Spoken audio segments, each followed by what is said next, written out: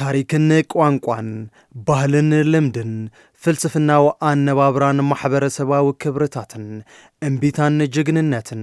ጸዋርነትን ሰዓራይነትን ጽንዓትን ዓወትን ለዓላውነት ክብረ ዓድን ዝያዳ ዝተኣሳሰር ስነቃላዊ ባህላዊ ፍልጠት ወይ ድማ ፎክለር ያታን ዛንታን እምነትን አራአያን ባህልን ልምድን ጽውጽዋይን አፈ ታሪክን ሙዚቃው ስርዓትን ከባቢያው ጥበብን ዝሓቆፈ እዩ ስነቃል ብዙሓት ምሁራን ነናይ ባዕሎም ስያመታት ሂቦም እዮም ወይ ድማ አገላልጻታት ተጠቅሞም እዮም ስለዚ ካፍቶም ፍሉጣት ክንወስድ ከለና እንታይ የሚለው ስነቃል ምስ መፈጠር ሰብ ማዕረ ደድሕ ቋንቋ ተፈጢሩ ካብ ዝወልናሉ ግዜ ጀሚሩ ዘሎ ናይ ደቂ ሰባት ዕለታዊ ምንቅስቃስ ብምዝንታው ብምዝያም ብግጥሚ ብተፈላለዩ ነቲ ማሕበረሰብ ዝገልጹ ቃላዊ ፈጠራ ስነቃል እንታይ ማለት እዩ ነቶም ኩሎም ክንውናት ዝገልጽ ግን ደሞ ቃላዊ ፈጠራ እዩ እዚ ማለት ሕሉፍ ታሪክ የዘንቱ ኩነታት እክብ ኢሉ እዚ ክንገልጾ ከለና ቃላዊ ፈጠራ እዩ ሉለኮ እዩ ስነቃል ብብዝሕ ምልዓል ማለት ብልጫታት ስነቃል ምልዓል ማለት ወይ ድማ ጸጋታት ስነቃል ምልዓል ማለት ታይም ስነቃል ጸጋታት ንየው ሓለፋ ነውግዕሉ ተይልናስ ሓደ ከምዘለውና ተምሳሌት አምፍጣር ኣብነት አምፍጣር ወይ ድማ ዘይሐስስ ነገር ዘላቅ ለሆነ ነገር አምፍጣር ሰባት ሓለፍቲ እዮም ትናታቶም ዛንታ ትናታቶም ፍጻመ ግን ካፍቶም ሰንፋት ስንፍንኦም እና ሃየሰ የጽንሐልካ ሰው ስነቃል ወይ ድማ ብስነቃል አቢሉ ኩሉ ንጥፈታት ማሕበረሰብ ትነግረካ ተሎ ንእምነታቱ ንትብዓቱ ንተሐሳሱ ንኹሉ ነገራቱ ከመሐላልፈልካ ተሎ በቃል አቢሉ ንስኻ ቶም ስንፍናታት ናተማርካሎም ቶም ትብዓታት ካና ወረስካዮም ተኸይድ ኣብ ጽሑፍ ዘይሰፈረ በቃል ዝረብ ካብ ወለዶ ናብ ወለዶ በቃል ዝመሓላለፍ እዩ መብዛሕትኡ ክስታይ ዝብሎ ሰብ ብተወሳኺ ስነቃል ክስነድ እውን ይከኣል እዩ መብዛሕትኡ ግዜ ግን ስነቃል ዝበሃል በቃል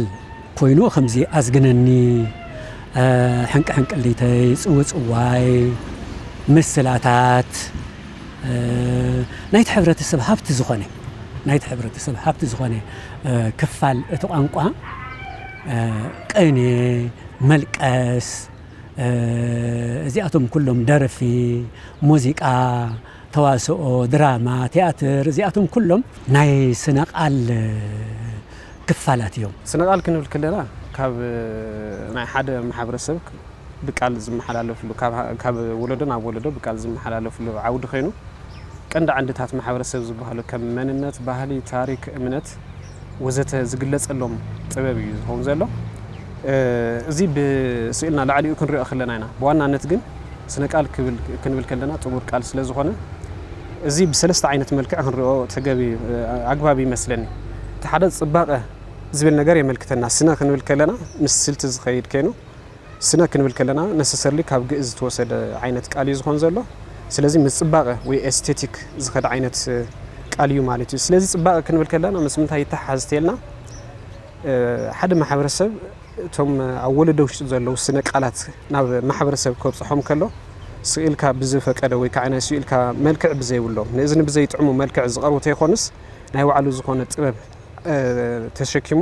ናብ ማሕበረሰብ ዝቀደሉ ኣኳን ዝገልጸልና እዩ ኩሎም ምንቅስቃሳቱ ብቃል አቢሉ እዩ ዝገልጾም ብስነ ቃል አቢሉ እዩ ዝገልጾም ስለዚ ዕለታዊ ምንቅስቃሱ ብቃል እዩ ዝገልጽ ብስነ ቃል አቢሉ እዩ እዚ ማለት ደስቱ ሓዘኑ ፍቅሩ ጓሂኡ ተስፉኡ መጻኢኡ ኩሉ ዝገልጸሉ ስነ ቃል ስለዚ ጠቅለል አቢልና ምስ ስነ ቃል ምስ ማሕበረሰብ ጥቡቅ ዝምድና ኣለዎ እቲ ማሕበረሰብ ህላው ክቅጽል ተኾይኑ ስነቃል ክቅጽል ክኽእል ኣሎ ስነቃል ናጠፍእ ብልኸደ ቁጽሪ ህላው ናይቲ ማሕበረሰብ ናበጠራጣሪ ወይ ድማ ጠቕሊሉ ምጥፋእ እውን ከጋጥም ይኽእል እዩ ምክንያቱ ማሕበረሰብ ብዘይ ባህሊ ወይ ብዘይ ስነቃል የለይ ማለት እዩ ስነቃል ብሓቂ ዝውሰን እውን ዝድረት እውን መሲሉ ኣይስማዓንን እቲ ቋንቋ ደረት ከም ዘይብሉ መጠን እቲ ስነቃል እውን ደረት ኣለዎ ኢለ ኣምንኒ ሰፊሕ ዓሚቕ ዝኾነ ገላጽ እንተረኺቡ ክገልጽ ዝኽእል ክግለጸሉ ዝኽእል ሓሳብ እዩ ምጥፋእ ስነቃል ማለትስ ምጥፋእ ማሕበረሰብ ምጥፋእ መንነት ምጥፋእ ባህሊ متفق بوزح نايت محبرسة أتحساسا تعنتولو لنا كلنتنا ونطفت من قصاص حدا محبرسة يجلس تيلنا سنة قال طفيو مالت ويدما يلن انتيلنا ويبدما حسيسو تيلنا ويتغيروا تيلنا نايت محبرسة كلنتنا ونطفت نتحدث نتلوتا ملوات باونتاون كرأي خلي قمت لوزح جزء بقالو تاسل الوسد سنة قال حدا بسحقي بسرعات استمرح يزخو زله كلاي دمو بسنة فلتت استمرح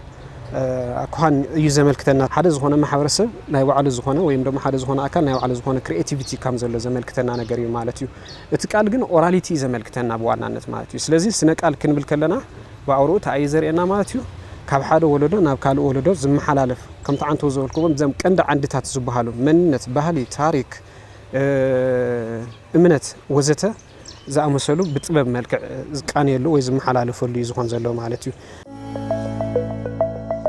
سنقال أبهل تجارو أبقالاو لمدتات بعمقات زتسرات خوينو بقالاو كئلت بالحي مورالاو تمرت زاقولهم نولدتات زم حلالفو هافتام هزباو نبريا نبرتات قطمتاتن مسلاتاتن حنك الليتين زللن بهل زعقب كوينو مبزحتو قزا أب اوان محبراوي متأخخاوي بشماقلتات زكافليو حدا ناي سنقال تعبي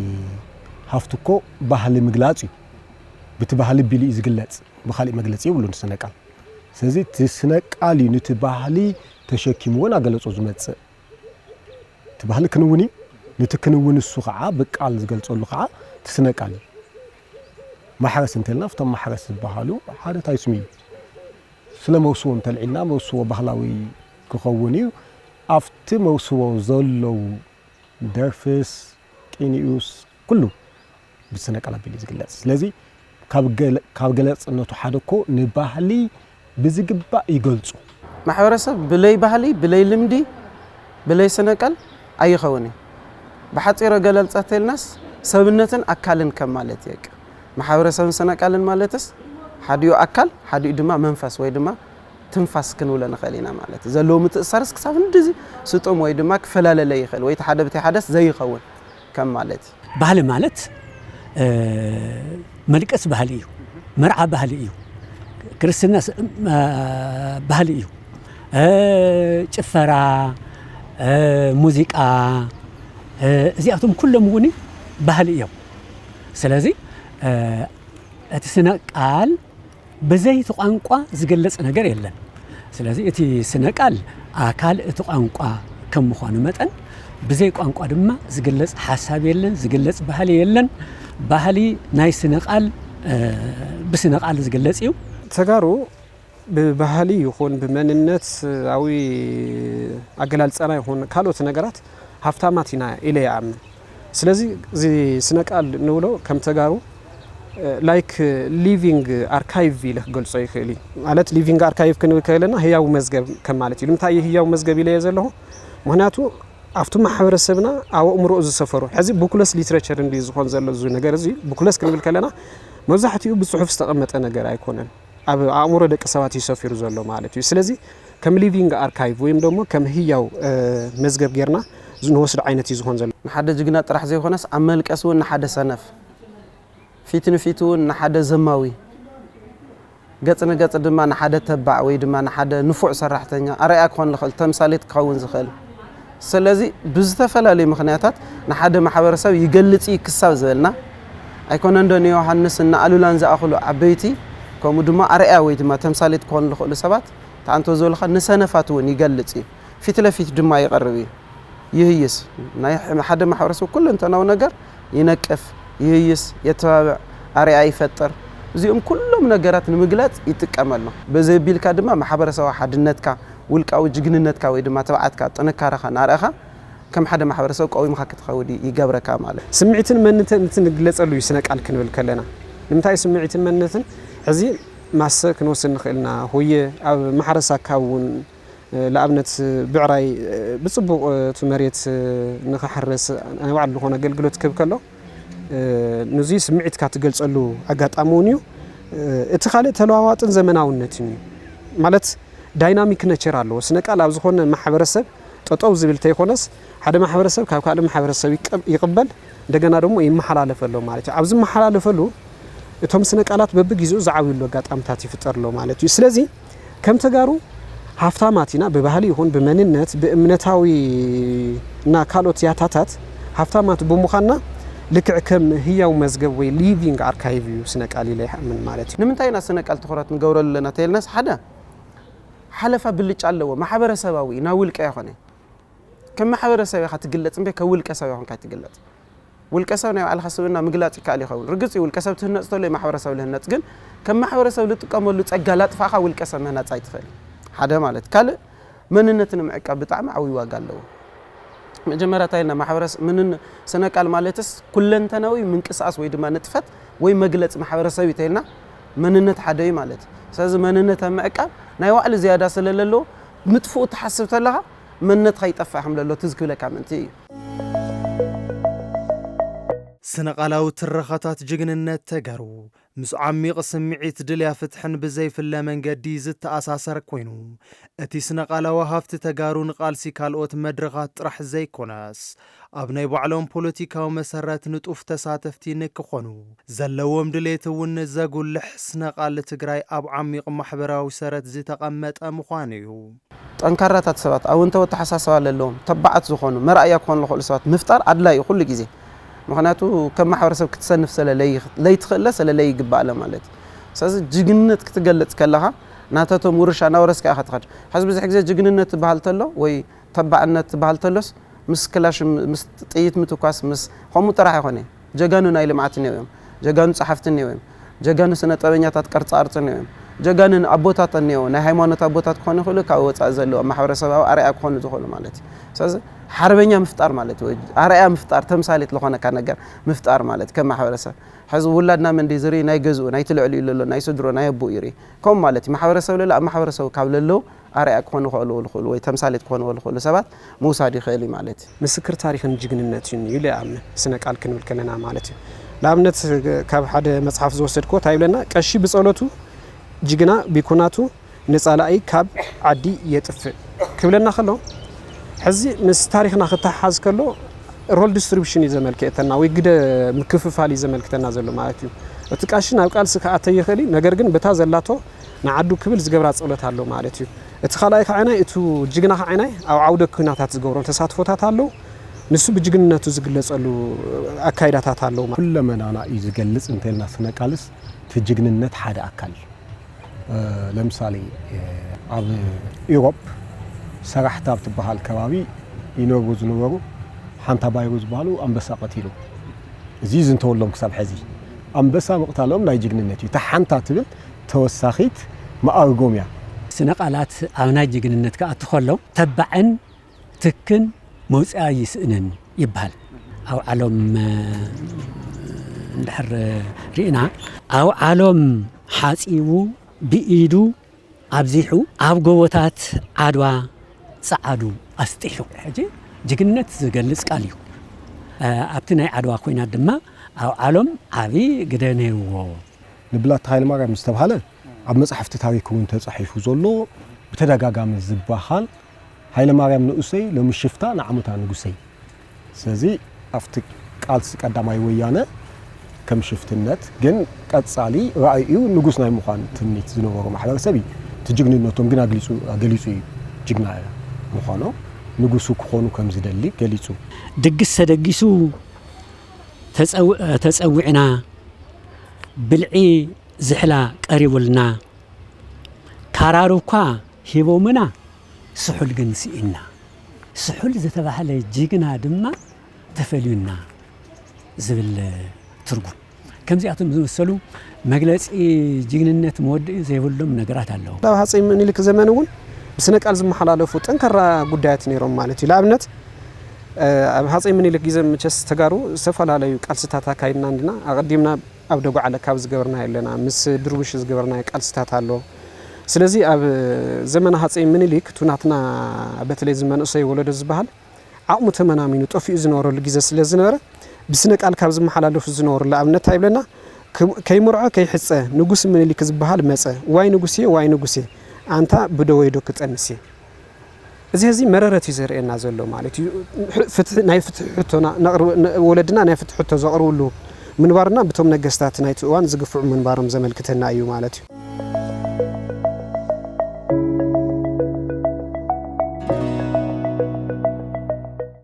ናይቲ ሸዋ ገፊሕ እዩ መንገዱ ናይቲ ጎጃም ገፊሕ እዩ መንገዱ ናይቲ ጎንደር ገፊሕ እዩ መንገዱ ናይቲ ወሎ እውን ገፊሕ እዩ መንገዱ አንታ ንትግራይ አቢልኩም ግና ከይትኸዱ ኣብቲ ማእኸል ዓድዋ እንድሕር ዓሪዱ ብእሳተ ጎመራ ከይትነዱ አባ በዝብዝ ካሳ ቆራፂ ይኸብዱ ዝብል ሓደ ግጥሚ ነና ዘዝኒዕ ግጥሚ ክልተ ሰለስተ መልእኽትታት ከመሓላልፍ ይኽእል ኢልና ንወስዶ ንኽእል ሓደ ናይ አባ በዝብዝ ካሳ ዝገል ዘለዎም ጅግንነት ወይ ድማ ተባዕነት ከም ውልቀ ሰብ ክንደይና ይላክል ጅግና ምዃኖም ክንደይና ይላክል ንወራሪ ንተስፋሕፋሒ ኩናት ንዝውጀሎም ኣብ ልዕሊ ማሕበረሰቦም ንዝለዓል ድሕር ዘይብሉ ወይ ድማ ተባዕ ተቃላሳይ ምዃኖም ይነግረና ካልኣይ ከም ማሕበረሰብ ድማ ታይ ይምህረና ኣብቲ ካሊእ ማሕበረሰብ ወይ ኣብቲ ካሊእ ከባቢ ዝለመድኹሞ ነገር ከይድኹም እውን ከይትገብሩ ከቢድ እዩ ኣይኳነንዶ ኣባ በዝብዝ ዓሪዱስ እዩ ከም ማሕበረሰብ ከም ከባቢ እውን ኣምቲ ካሊእ ንዕንድረሉ ኣብ ከባቢ ትግራይ ከይድኻ ምዕንዳር ቀሊል ይኾነይ ወይ ድማ ክሳብ ምንዳድ ዘብፅሕ እዩ ለል ሰፊሕ መልእኽቲ ከም ማሕበረሰብ እውን ከም ውልቀ ሰብ እውን ከም ኣርኣያ ይጠቀስሎ ከም ማሕበረሰብ እውን ብቐሊሉ ምዕንዳር ትኽእለሉ ማሕበረሰብ ወይ ድማ ከባቢ ይኾነይ ዝብል ይገልጸልኻ ማለት ስነቃል ኣብ ትግራይ መዘናግዒ ጥራሕ ዘይኮነስ ማሕበራዊ ስርዓት ታሪክ ክብርታት ካብ ወለዶ ናብ ወለዶ ዘመሓላልፍ መሳርሒ ጥንታዊ መበቆላዊ ስነ ጥበብ ቃላትን ሓቅታትን ንምምሕልላፍን ኣተሓሳስባ ንምጽላውን ዝተዋደደ ዘረባ ስነ ሞጎትን ምሳለን ከም ርህራሄ ብልሓትን ዝኣምሰሉ ጽቡቕ ባህርያት ዘጉልህ እዮም ስነቃል ዝዕቀበሎም መንገድታት ብዙሓት እዮም እቲ ሓደ ክስነድ ኣለዎ ፍላይት ክንውን ኣብቲ ቦታ ብምርካብ ዘመናዊ ብዝኾነ ኣሰናንዳ ክስነድ ኣለዎ ብካሜራ ብታይስሙ እሱ ሓደ ተሰኒዱ ዝቕመጠሉ እዩ ኣብ ዳሞ መርዓ ድሙቕ እዩ በዓልተን ተነንስቲአን ዝደርፋት ክኸበሩ ሒዘን ሓዚ እቲ ሚነአን ትጊደአን እውን እዮም ነጥቅዎን ዘለዉ ማለት ይሕድግዎን ኣለዉ እቲ ዲጀይ መምፁ ገለመለ መምፁ ናታተን ሮል ትክክለኛ በየግዚኡ ዝበሃል ናጠፍአ ይመጻሉ ስለዚ በቃል ሰለል ነገረካ ኩሉ ሕሾት ገይረካ ሙሳድ ለላ ልትስነቃል ለኸጠፍዕ ዕድል ገይርሉ ወይ ድማ ትኹረት ንከይባሃው ገይርዎ ማለት ካብ ምስሕፋሕ ከተመታትና ስደት ሕዚ ብዝኾነ ምኽንያት ኣነ ካብቲ ኣነ ዝነብረሉ ማሕበረሰብ ወፅአና ካሊእ ማሕበረሰብ ተሰዲደ ትነብር ተለኹ ትናተይ ማሕበረሰብ ለይኾነስ ናይ ካሊእ ማሕበረሰብ ስነቃል ይወርስ ኣለኹ ማለት ብኦቢል መንነተይ ታይ ይኾን ማለት ካብቲ ናተይ ወፃይ ምክንያቱ ማሕበረሰባዊ ኢልና ኢና ኣነ ምስ ዝነብረሉ ማሕበረሰብ እየ ትውፊቱ ስነቃሉ ባህሉ ፎክሎሩ ወይ ካልእ ለለው ተግባራታቱ ዘለምድ ስነ ቃላት ንምውጋን ብሓቂ እንታይ እዩ ጠርናፊ የድሊ ሓብሓቢ የድሊ ኣጀኹም ዝብል የድሊ ሓቦ ዘስንቕ ሓላፍነት ዘለዎ ሰብ የድሊ ነቲ ባህሊ ትባህሊ ኸይጠፍእ ትባህሊ ኸዕቆር ትባህሊ ኽስነድ ትባህሊ ኽዓቢ ክእለት ዘለዎ ሓላፍነት ዘለዎ ሰብ የድሊ መብዛሕትኡ ህዝቢ ክሪኦ ከለዉ ከም ተጋሩ እዚ ዝበሃል ብዶኩመንት ደረጃ ዝተተሓዘ ነገር ኣይብልናን ሓቂ ንምዝራብ ማለት እዩ ካባና ንላዕሊ እንዲኦም ኣብቶም ካልኦት ዳሕራይ ዝመፁ ብሄራት ማለት ንሕና ናይ 3000 ዘመናት ታሪክ ዘለና ኢና ኢልና ንኣምን ሰባት ኢና ማለት እዩ ብልክዕ ከዓይናይ ዓበይቲ ገድልታት ዓበይቲ ፍጻሜታት ዘለውና ህዝብታት ኢና ይኣምን ማለት እዩ ሶ እዚ ኣብ ዝኾነሉ ነገር ግን ንሕና ከም ተጋሩ ብዙሓት ዘይገበርናዮም ነገራት ኣለዉ እቲ ሓደ ህዚ ስነቃላ ብኣግባብ ተዓቀበ ኣይኮነን በቢግዚኡ ቃልስታት ይካየዱ ማሕበረሰባት ይፈናቀሉ ክፈናቀሉ ከለዉ እቲ ስነቃል ብቲ ዝነበረ መንገዲ ክቕፅል ኣይክእልን ማለት እዩ